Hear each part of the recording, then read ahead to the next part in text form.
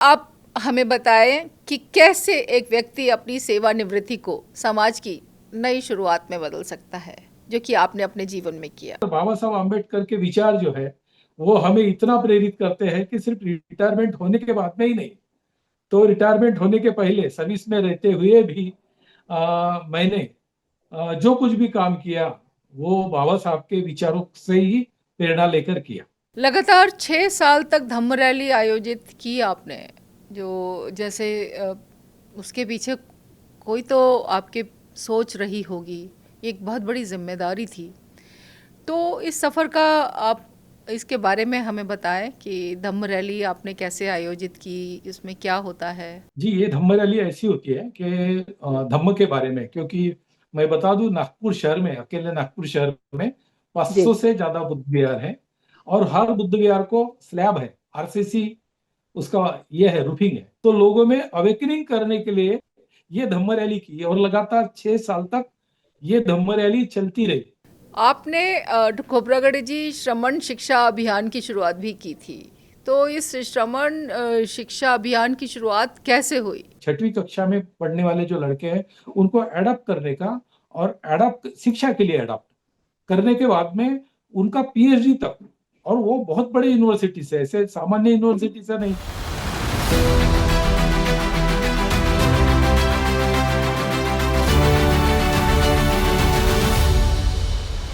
नमस्कार। डायलॉगस के सामाजिक विमर्श कार्यक्रम में आपका स्वागत है। मैं आपके साथ हूँ प्रीता हरित। आज मैं आपको मिलवाने लाई हूँ एक ऐसी शख्सियत से जिनका नाम है श्री पी.एस. खोबरागड़े। खोबरागड़े जी ने अपना पूरा जीवन समाज के प्रति समर्पित कर दिया। उन्होंने सरकारी सेवा में रहते हुए तो समाज के लिए काम किया ही, सेवानिवृत्त होने के बाद भी अपना जीवन समाज को दिया। खोबरागड़े जी, डायलॉगस पर आपका स्वागत है। नमस्कार। नमस्कार। खोबरागड़े जी सिंचाई विभाग में इंजीनियर रह चुके हैं। आप बाबा साहब doctor Ambedkar national association of engineers बनाई के अध्यक्ष भी रहे।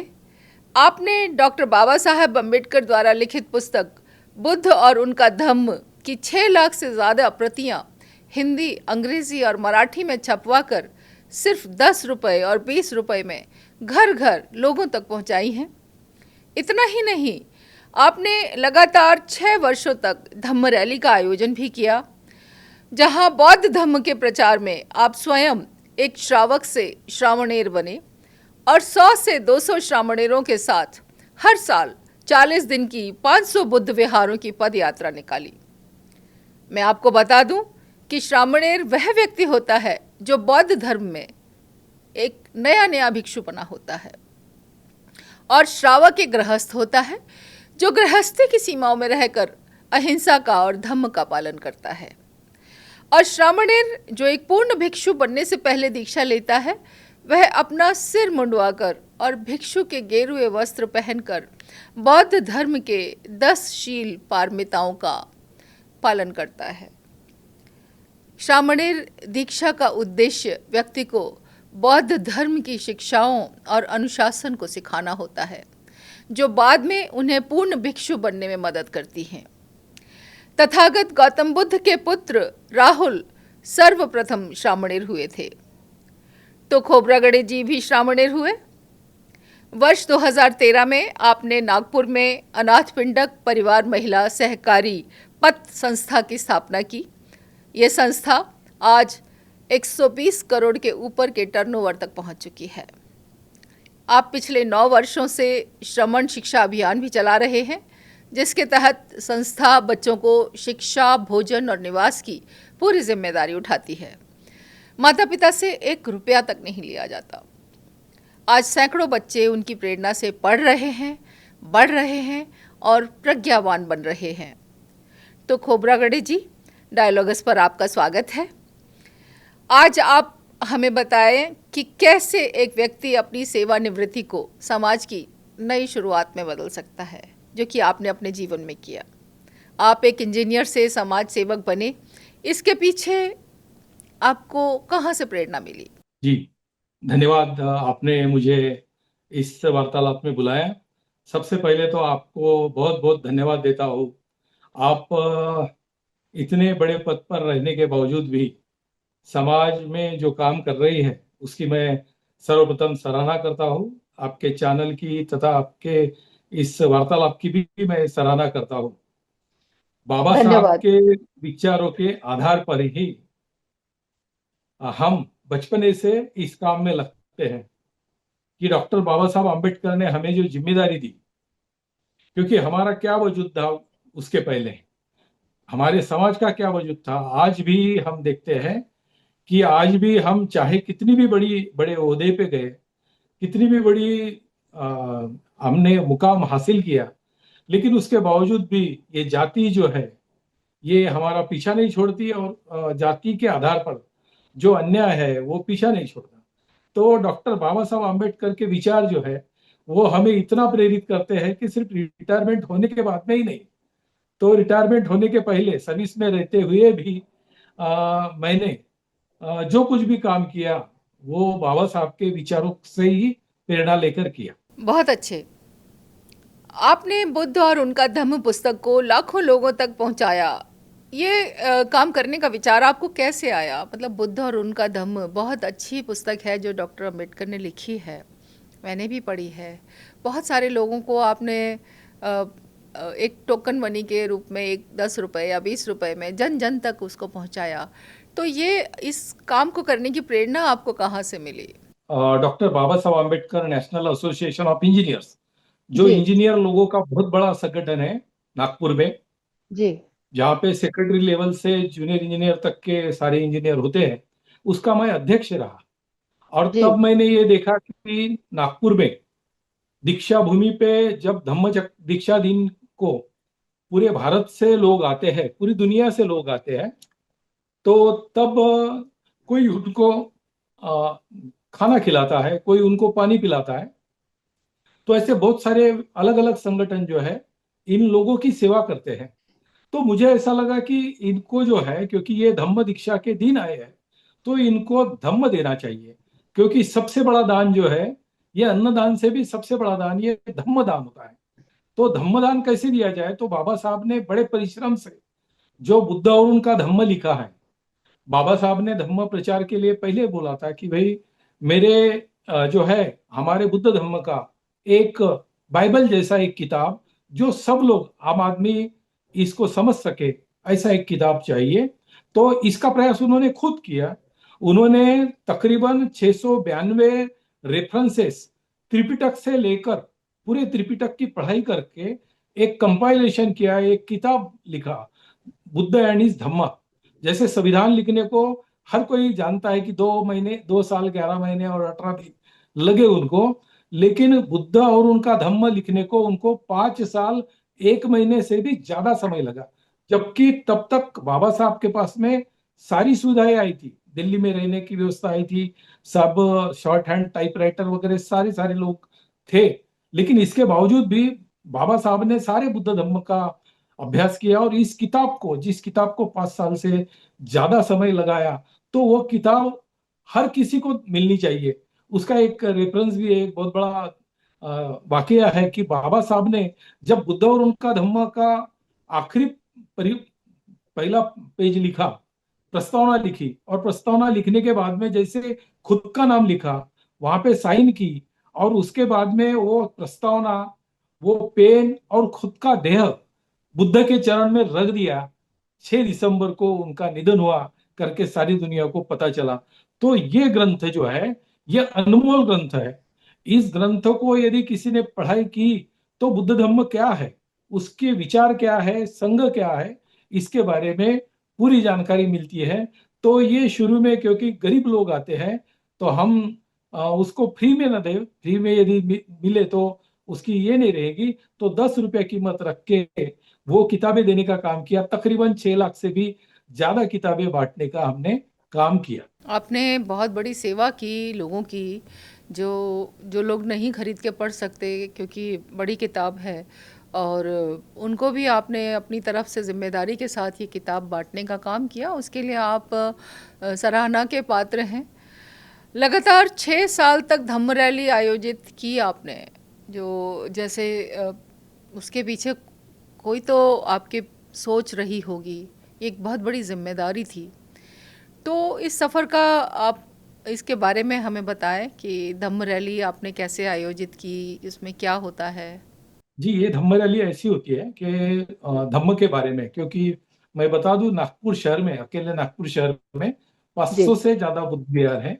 और हर बुद्ध विहार को स्लैब है, आरसीसी उसका ये है, रूफिंग है।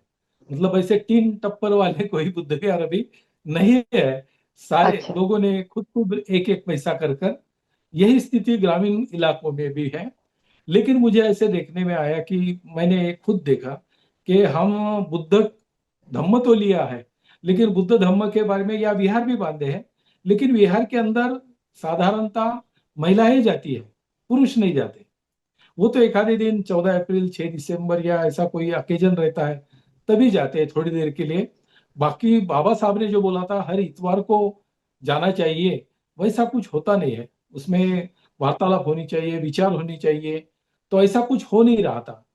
तो और फिर मुझे ऐसा लग रहा था कि ये सारे हम जो लोग हैं पूरे, जो बाबा साहब की वजह से लाभान्वित हुए हैं, तो ये लोग जो है ये समाज को आगे बढ़ाने के लिए साधारणतः जो नेता लोग हैं उनको गाली देते हैं कि भाई नेता लोग खराब है, उसके वजह से हमारा समाज खराब हो गया, या फिर भिक्खू खराब है, उसके वजह से हमारा धर्म पीछे रह गया। लेकिन ये नहीं सोचते कि भाई ये तो हमारी भी जिम्मेदारी है। तो हाँ। हमारी क्या जिम्मेदारी है?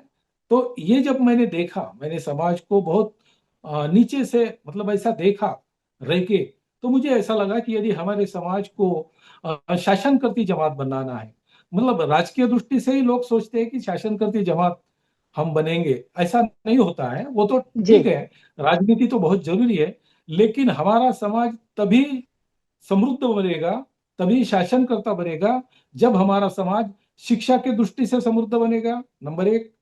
नंबर दो, आर्थिक दृष्टि से समृद्ध बनेगा, नंबर दो। नंबर तीन, धार्मिक दृष्टि से समृद्ध बनेगा। ये तीनों दृष्टि से जब तक हमारा समाज समृद्ध नहीं बनता है, कि अभी तो ठीक है, थोड़ा थोड़ा थोड़ी शिक्षा जो है बाबा साहब की वजह से 5-10% लोग अच्छी शिक्षा ले पा रहे हैं। 90 to 95% हमारा समाज जो है अभी भी पीछे ही है, 10वीं 12वीं फेल इतना ही पढ़ रहा है। आर्थिक दृष्टि से भी देखें तो हम व्यापार में नहीं रहे अभी भी, सेल्फ एम्प्लॉयमेंट नहीं कर रहे, क्योंकि सर्विसेज तो नहीं है। और धम्म के दृष्टि से तो हम, आपको सबको पता है, सभी को पता है, ये ओपन ट्रूथ है कि हम धम्म को जो है वो आखिरी में रखते हैं। तो ये तीनों लोग, तीनों दृष्टि से हमारा समाज समृद्ध होना चाहिए। इसका अवेकनिंग करने के लिए, इसके बारे में लोगों में जागरूक करने के लिए, यदि मैं अकेला पीएस खोबरागड़े जाता हूँ, यदि आप कोई आईएएस ऑफिसर या आई आपके जैसे इनकम टैक्स में कमिश्नर या और कोई बड़े बड़े व्यक्ति यदि जाते हैं समाज में, तो शायद समाज उनकी बात सुनेगा या नहीं सुनेगा। लेकिन एक चीवरधारी, एक काषाय वस्त्रधारी यदि व्यक्ति जाता है, तो लोग इकट्ठा होने चालू होते हैं। और फिर एक के बजाय 10 है, 10 100 है, 200 है, तो फिर लोग तो सारे लोग नजदीक आ जाते हैं, तो फिर लोगों को समझाना आसान हो जाता है। तो लोगों में अवेकनिंग करने के लिए ये धम्म रैली की, और लगातार 6 साल तक ये धम्म रैली चलती रही। मैं सर्विस में रहते हुए भी 2 महीने की छुट्टी लेता था। वैसे मैं 2 जिलों का प्रमुख था, 2 जिलों का कारभार मेरी तरफ रहता था, लेकिन मुझे आराम से 2 महीने की, क्योंकि हम बाबा साहब के बंदे हैं। आपने भी अपने डिपार्टमेंट में बहुत ज्यादा नाम कमाया है। तो हर एक बंदा जो है बाबा साहब का, वो काम बहुत अच्छा करता है, सर्विसेज बहुत अच्छी देता है। तो मुझे भी 2 महीने की छुट्टियां आराम से मिल जाती थी। और उस वक्त हम पैदल पैदल, हम पूजनीय भिक्खू सामने रहते थे, हम उनके श्रामणेर जो है, श्रामणेर श्रामणेरी 100 और 200 के पास हर साल कम ज्यादा होते रहा। तो इतने लोग पीछे रहते थे, और पीछे में 500 से लेकर 1000 तक जो उपासक उपासिका है, वो पीछे में धम्मध्वज लेकर चलती थी। तो समाज समृद्ध हुआ? इन धम्म रैलीज के बाद समाज समृद्ध हुआ? नहीं, ये नहीं। समाज समृद्ध नहीं होता। ये awakening the mass, arouse them and put them in action. लोगों को जागरूक करो, उनको प्रेरित करो, और उनको प्रत्यक्ष कृति में लाओ। जी। ये ये है, क्योंकि यदि भाषण से यदि होता, तो मेरे से बड़े अच्छे अच्छे लोग समाज में है, अच्छे भिक्षु लोग भी है। परिवर्तन, कोई भी परिवर्तन एकदम से जल्दी नहीं आता है। परिवर्तन तो परिवर्तन तो प्रकृति का शाश्वत नियम है। परिवर्तन हर पल हर क्षण होता ही रहता है। खोबरागड़े जी, आपने बहुत बड़ा प्रयास किया। आप बता रहे हैं 500 बुद्ध विहार हैं नागपुर में। मैंने भी कई बार नागपुर गई हूँ, बहुत सारे मेरे भी अनुभव हैं अलग अलग बुद्ध विहारों में जाने के, और श्रामणेरों से भी मिली हूँ। आप भी श्रामणेर के रूप में जब निकले, मैं आपसे मिली थी उस समय पे वहाँ पर, तो उस अनुभव ने आपको भीतर से कैसे बदला? क्योंकि आपने एक निर्णय लिया, एक डिसीजन लिया कि आप गृहस्थी से श्रामणेर बनेंगे। आपने अपना सिर भी मुंडवाया, और मुझे पता है आपकी बहुत बड़ी फ़ैन फॉलोइंग भी है वहाँ पर। उस समय बहुत से लोग आपसे प्रेरित और प्रभावित हुए थे। आपने बहुत अच्छा मोटिवेशनल लोगों को मोटिवेशन दिया था। मैं भी उस सभा में मौजूद थी। तो इस अनुभव ने आपको कैसे बदला? आप श्रामणेर बने, इस अनुभव ने आपको कैसे बदला? ये बहुत अलग अनुभव होता है, ये आत्मिक अनुभव होता है। हम्म। क्योंकि वस्त्र बदलने से आदमी नहीं बदलता, लेकिन हम्म। वस्त्र जब पहनता है हम्म। तो उसके अंदर जो प्रक्रिया होती है, जी। क्योंकि हमने अपने पूरी जिंदगी में बहुत सारे अच्छे काम किए होंगे, लेकिन हम्म। कुछ गलत काम भी हमारे हाथ से डायरेक्टली इनडायरेक्टली होते हैं। तो दुख और सुख का मिलकर ये पूरा जीवन होता है।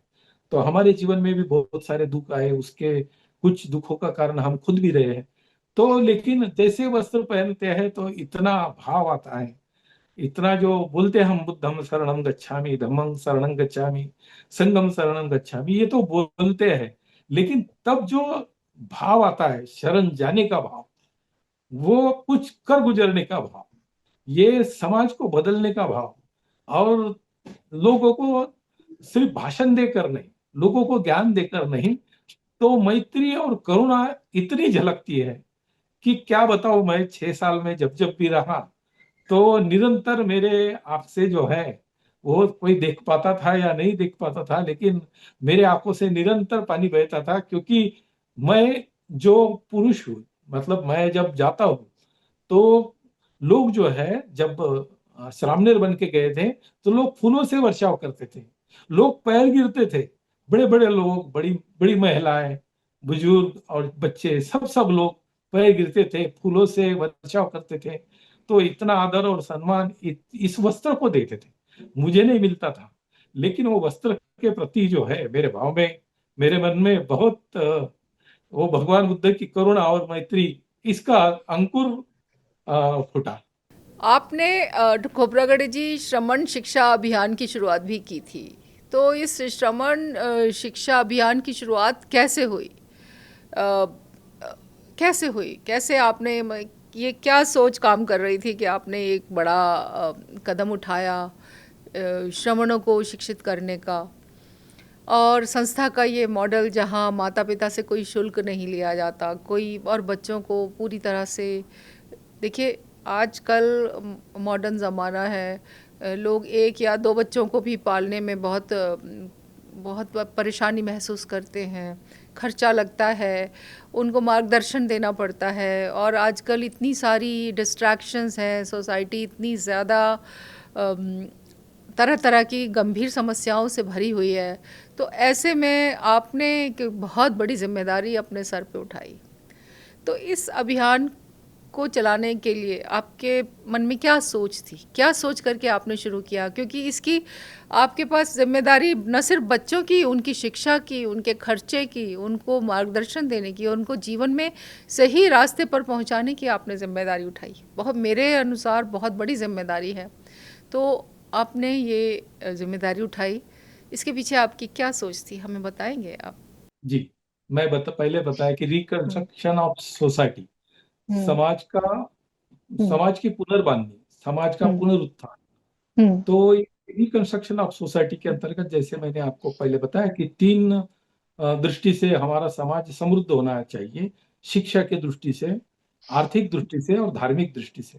लेकिन ये भाषणों के विषय नहीं है, भाषण से कोई इसमें इन तीनों चीजों में बदलाव आने वाला नहीं है। तो इसके लिए हमको डिलिबरेट एफर्ट करने पड़ेंगे। बहुत सारे जो है डिलिबरेट एफर्ट करने पड़ेंगे। खुद को भी, जिनको ये बात सही लगती उनको खुद को आगे आना पड़ेगा और काम करना पड़ेगा।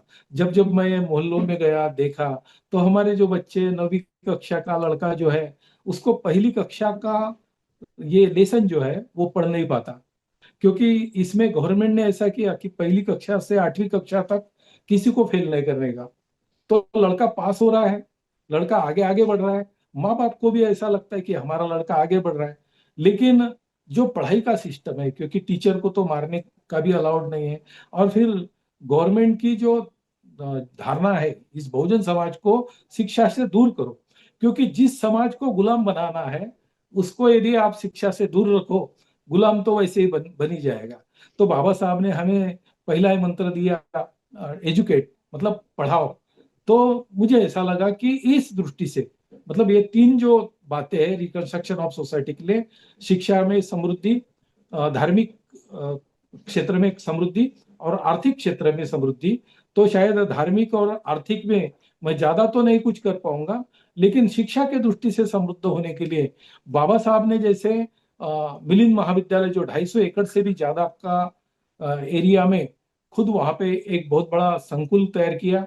मुंबई में भी सिद्धार्थ कॉलेज बहुत बड़ा बीटी के सामने, यदि वो पैसे बाबा साहब ने खुद के लिए लगाए रहते तो शायद अभी अंबानी से भी बड़ा बंगला बाबा साहब का रहता, लेकिन उन्होंने खुद की पूरी जो भी थी वो पूरी लगाए। मुझे ऐसा लगा कि हमारे जो मेरे पैतृक गांव में 14 एकड़ जमीन है बुद्ध विहार की, तो मुझे ऐसा लगा कि ये सारे बच्चों को हम थोड़ा थोड़ा करके हम अडॉप्ट कर लें एजुकेशन के लिए। दीदी, हम सारे बच्चों को जो है वो हम अडॉप्ट कर रहे हैं शिक्षा के लिए। तो सामने समस्या आई, तो फिर इनको पढ़ाने का, तो फिर पढ़ाने का तो पैसा कहाँ से आएगा। तो मेरी सैलरी मिलती थी मुझे 1.5 लाख के आसपास, और मेरे कुछ प्रयासों से हमारे घर में जो है, हमारे घर के लोग इतने कुछ हुए, मेरे दोनों बच्चे प्रिंसिपल हैं, मेरी मिसेस एक स्कूल संभालती है, तो मुझे पैसों की चिंता नहीं रही। तो मैं मेरी पूरी सैलरी इस काम में देता था। अभी भी मैं रिटायर हूँ, लेकिन 80,000 रुपये हर महीने मुझे पेंशन मिलती है। तो ये सारे पैसे लेकर मैं हर महीने में जो है खर्च करके ये बच्चों को अडॉप्ट करता हूँ। 5वीं कक्षा में, चौथी पांचवी 6वीं कक्षा में पढ़ने वाले जो लड़के हैं उनको अडॉप्ट करने का, और अडॉप्ट शिक्षा के लिए अडॉप्ट करने के बाद में उनका पीएचडी तक, और वो बहुत बड़े यूनिवर्सिटी से, ऐसे सामान्य यूनिवर्सिटी से नहीं। आपको तो पता है शिक्षा क्षेत्र में ऐसा हुआ कि आपको जो पीएचडी धारक जो होते हैं वो चपरासी की लिए भी आवेदन करते हैं, उनको 1,000 की नौकरी भी नहीं मिलती। तो ऐसी भी पीएचडी नहीं जिसका कोई मूल्य ना हो, वो प्रज्ञा के स्तर पे चला जाए। मतलब अभी जो वर्स्ट कंडीशन में हमारा हमको बच्चा मिलता है, साधारण था, हर बच्चे हम्म। नहीं मिलते हैं, लेकिन कुछ बच्चे। तो वर्स्ट से बैड, बैड से गुड, गुड से बेटर, बेटर से बेस्ट, बेस्ट से एक्सीलेंसी, ये इनमें इतना सारा परिवर्तन करने की ये प्रक्रिया है। इसको वक्त लगेगा, लेकिन आपको बताते हुए और आपके माध्यम से सभी को बताते हुए मुझे बड़ा हर्ष हो रहा है कि आज हमारे पास में 70 लड़के हैं इस साल।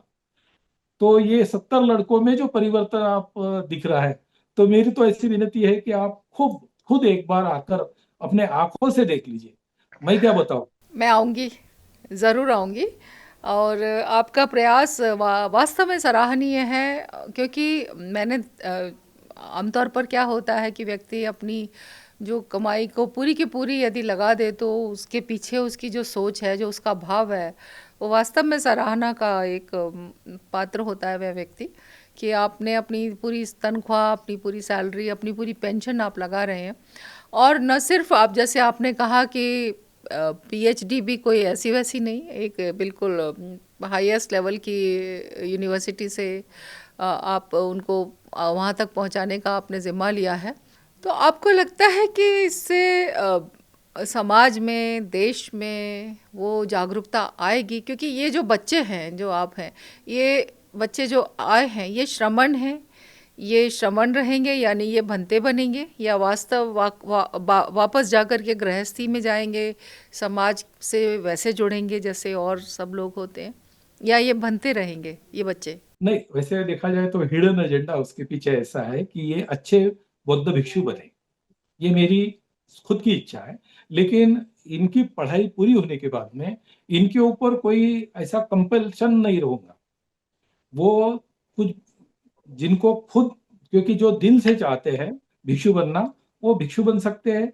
जो चाहते हैं कि मैं नौकरी करूं, वो नौकरी भी कर सकते हैं। कुछ लड़के चाहेंगे कि मैं ये जो है राजनीति में आऊंगा, कुछ लोग चाहते हैं कि मैं व्यापार करूंगा। तो वो उनके लिए कोई कंपल्शन नहीं रहेगा उनकी पढ़ाई पूरी होने के बाद में।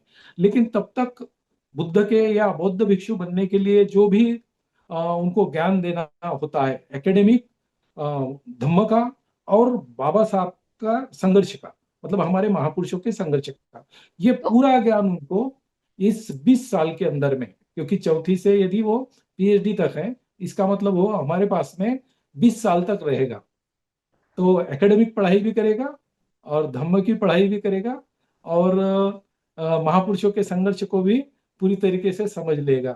तो हम ऐसा चाहते हैं कि कुछ बच्चे बाबा साहब के मिशन के लिए भी काम कर सकते हैं, राजनीति में भी जा सकते हैं, उनका अपना चॉइस रहेगा वो। जी, तो उनको शुरू से ही उसी तरीके से तैयार करेंगे, जैसे कोई अब जैसे मान लीजिए कुछ बच्चे टीचर बनना चाहें या प्रोफेसर बनना चाहें या सिविल सर्विस की तैयारी करें या कुछ बनते बनना चाहें, तो उनको शुरू से ही उनकी चॉइस उनसे बाद में ली जाएगी। अभी उस बारे में कुछ आपने कुछ गाइडलाइंस बनाई हैं कि बच्चों को पहले से जानकारी है? क्योंकि मेरा व्यक्तिगत विचार ये है कि जब समाज में व्यक्ति बड़ा होता है तो इस समाज में जीने के लिए, इस समाज में आगे बढ़ने के लिए उसे समाज के बीच में रह कर के काम करना ज़रूरी है।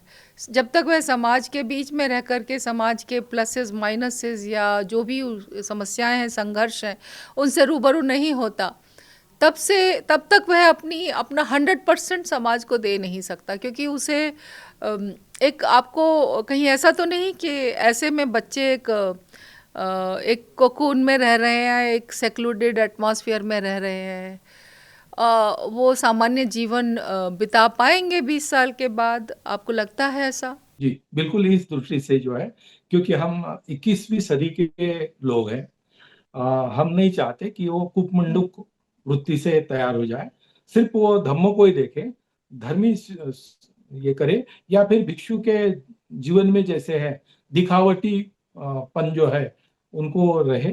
तो ये नहीं चाहते, क्योंकि ये जो आने वाले समय में उनकी जो फैमिली है, जहाँ से बच्चे आए हैं, बहुत सारे गरीब लोग हैं, बहुत सारे लोग, लड़कों की माँ ने बहुत कुछ संघर्ष सहा है, हर दिन मौत को नजदीक से देखा है, क्योंकि हमारे समाज में दारू और बाकी सब कुछ जो है ये बहुत बड़ी मात्रा में होता है। तो सबसे ज्यादा तकलीफ इस सारी व्यवस्था से महिला को झेलना पड़ता है, माँ को झेलनी पड़ती है।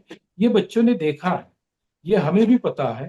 तो हम नहीं चाहेंगे, और ये जो है भाई, इसीलिए उनको जो पढ़ाते हैं ना, आप जैसे जनरल कॉलेज में गए होंगे, स्कूल में गया होगा, मैं जैसे जनरल स्कूल में गया था, वैसे ये बच्चे हम जनरल स्कूल में भेजते हैं, वैसे वो लोग जनरल स्कूल में जाएंगे, जनरल इसमें जाएंगे, व्यवहार देखेंगे।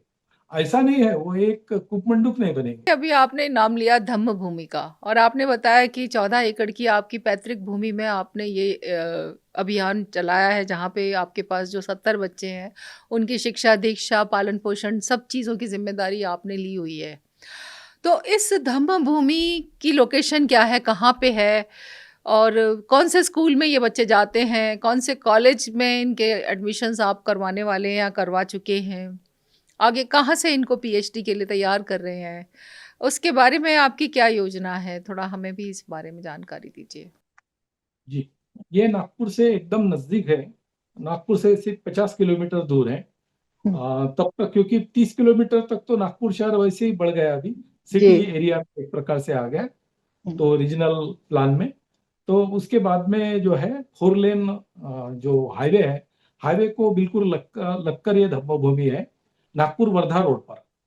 और जी। ये 14 जगह है, एक बहुत बड़ा पर्यटक स्थल है। यहाँ पे बहुत बड़े बड़े भिक्षु जो है यहाँ पे रह चुके हैं अभी तक।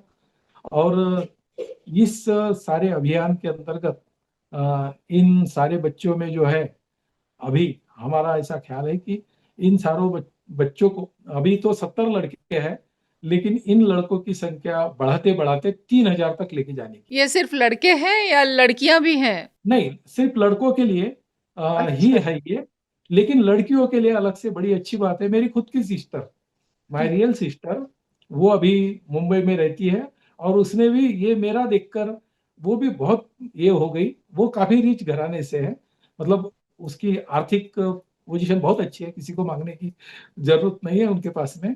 तो वो भी खुद वहां पे उनकी खुद की जमीन है, उसको यने भी किया उन्होंने।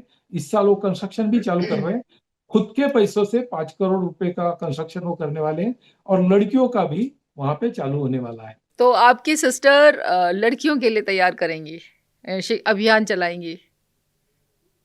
बहुत बढ़िया, बहुत ही अच्छा।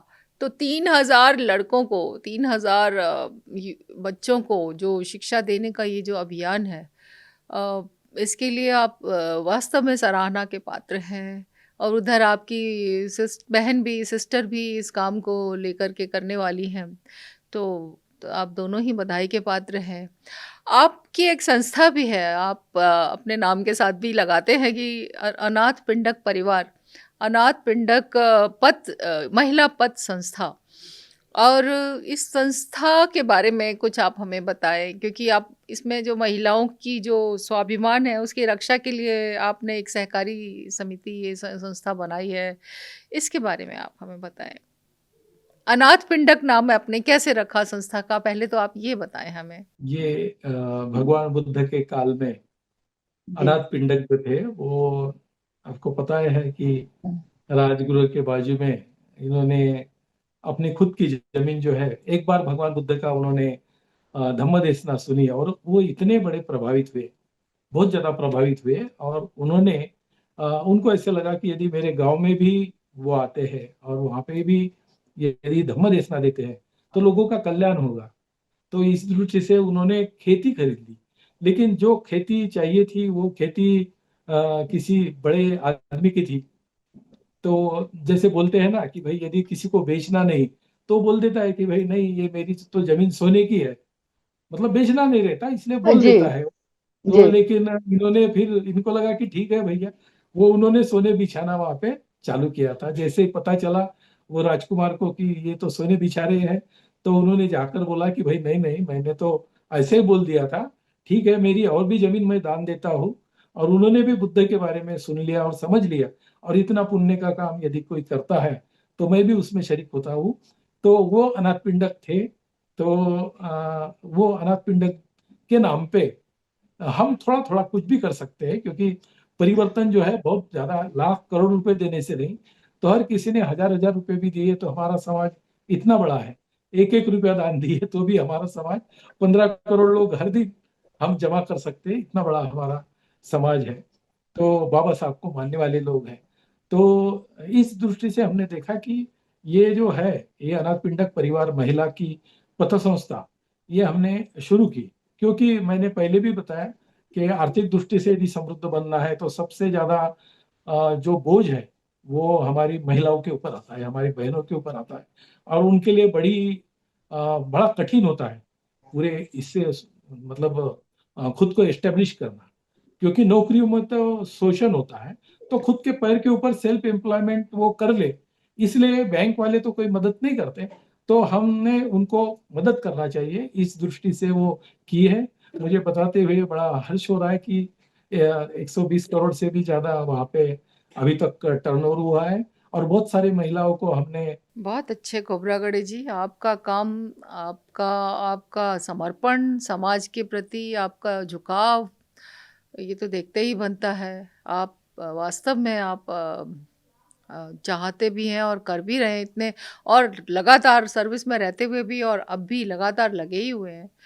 और मुझे ऐसा लगता है कि एक दिन, जैसे आपने कहा कि श्रमण शिक्षा अभियान के तहत आप 3,000 बच्चों को शिक्षित करेंगे, उनको पीएचडी तक पढ़ाने के बाद वो समाज में, चाहे राजनीति में आए, चाहे उद्योगों में जाएं, चाहे नौकरियों में जाएं, चाहे भंते बौद्ध भिक्षु बने। तो वो जो भी आप ये काम कर रहे हैं, ये सचमुच ये सराहना का काम है। और मैं समझती हूँ कि हमारे दर्शक जो देख रहे हैं आज इस कार्यक्रम को, वो ज़रूर आपके काम से, आपकी भावना से प्रेरणा लेंगे और उनको प्रेरणा मिले इसके लिए आप एक और संदेश उनको दीजिए। मैं समझती हूँ कि आप उनको थोड़ा-सा आप संदेश दीजिए, क्या संदेश आपका रहेगा कि और भी लोग इस तरह के काम करें? क्योंकि यदि हम ऐसा करते हैं तो हम अपने देश के लिए, अपनी व्यवस्था के लिए, अपने एडमिनिस्ट्रेशन के लिए एक सपोर्ट ही कर रहे होंगे कि हमारे बच्चे और अच्छा कर रहे हैं, हम अच्छा कर रहे हैं, हम अच्छे नागरिकों को तैयार कर रहे हैं देश के लिए। तो कुछ संदेश हमारे दर्शकों के लिए आप दे सकते हैं। जी, सब लोगों से नम्र निवेदन है कि मैं जो कर रहा हूँ ये कोई बड़ा काम नहीं है। ये बस बाबा साहब की वजह से जो हमें मान-सम्मान मिला है, प्रतिष्ठा मिली है, जो पहचान मिली है, जो आत्मसम्मान मिला है, तो ये सब कुछ बाबा साहब की वजह से है। ये साब बाबा साहब को पे बैक टू सोसाइटी यदि हम करते हैं, तो मुझे ऐसा लगता है कि मैंने यदि ये ऐसा किया और 7 जन्म में भी मैं लगातार ऐसा करता रहूँगा। ठीक है, पुनर्जन्म को हम मानते नहीं है, लेकिन जन्मों-जन्मों तक भी हम ये करते रहे, मरने तक भी ये करते रहे, तो भी मुझे ऐसा लगता है कि बाबा साहब के ऋण से हम मुक्त नहीं हो सकते। क्योंकि बाबा साहब ने हमारे ऊपर जितना कुछ किया है, पूरी दुनिया में ऐसा किसी के ऊपर अ, इतना कल्याण, इतना उद्धार नहीं किया होगा। ये हमारे लिए भगवान से भी ऊपर है। धन्यवाद पीएस खोब्रागड़े जी, आप आज डायलॉगस पर आए और हमारे दर्शकों को प्रेरित किया। हमें भी आपके जीवन के संघर्ष के बारे में और आपके उद्देश्यों के बारे में और आपके समर्पण के बारे में, सेवा के बारे में जानने का अवसर जो मिला और आपने जो समय दिया, उसके लिए आपका बहुत-बहुत धन्यवाद। नमस्कार। नमस्कार। आपके कमेंट्स और प्रतिक्रियाओं का हमें इंतज़ार रहेगा। आप सभी दर्शकों से अनुरोध है कि हमारे चैनल डायलॉगस को सब्सक्राइब करें, इस वीडियो को शेयर करें और ऐसी ही सच्ची प्रेरणादायक आवाज़ों से जुड़े रहें। धन्यवाद।